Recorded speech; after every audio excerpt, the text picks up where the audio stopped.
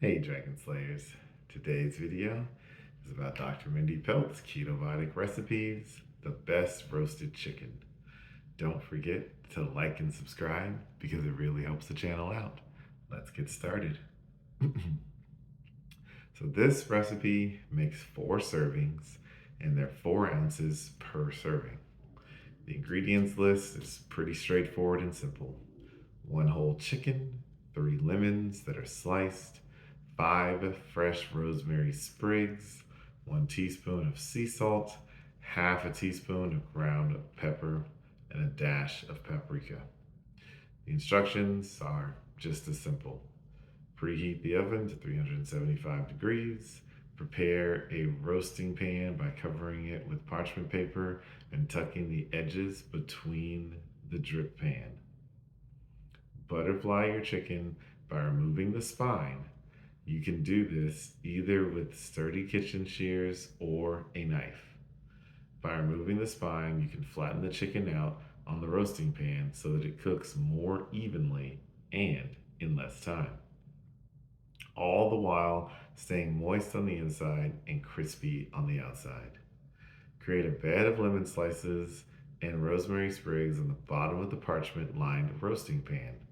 Place the chicken on top of the lemons and rosemary. Sprinkle with salt, pepper, and paprika.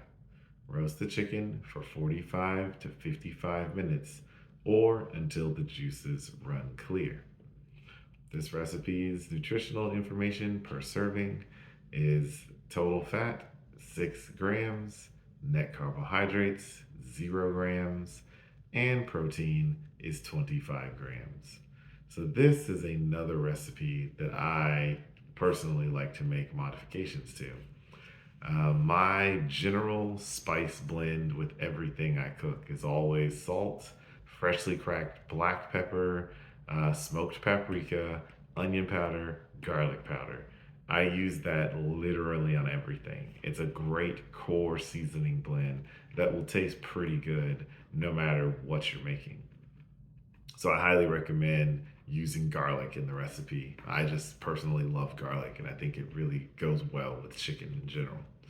So you also, with the method that Dr. Mindy shares about cutting the spine out, as you cut along each edge of the spine, you're going to have to break the breast. You're going to want to pop the breast. So the whole chicken, you got to think a whole chicken is like almost like a football shape, sort of, not exactly.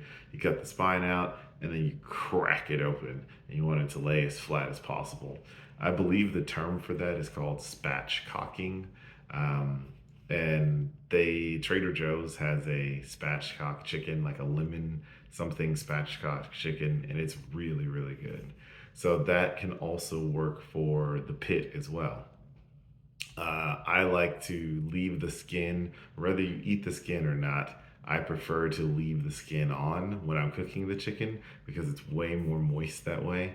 You can also cook the chicken whole, like without cutting the spine out, but I would put some of the lemon on the inside and underneath the skin. So put some rosemary or lemon in the cavity and then also shove that along the skin. But the biggest tip that I can give you guys when cooking any sort of meat is to dry brine it. No matter what it is, you want to dry brine it. And the bigger or the thicker the meat, the longer you want to dry brine it. And to dry brine, you simply cover it in salt. That's it. It's that simple. With the chicken breast, you're going to want to salt it pretty heavily. I would do maybe 2 or 3 coatings of the surface area of the breast. You leave it on a roasting pan in the refrigerator for at least overnight, or at least, I'd say at least overnight or 24 hours. And that's going to give it time for all those juices to soak in. So then you cook it as normal. That's what I've got for you guys today. Don't forget to like and subscribe because it really helps the channel out. And remember, guys, that together, you and I will slay the dreaded diabetes dragon.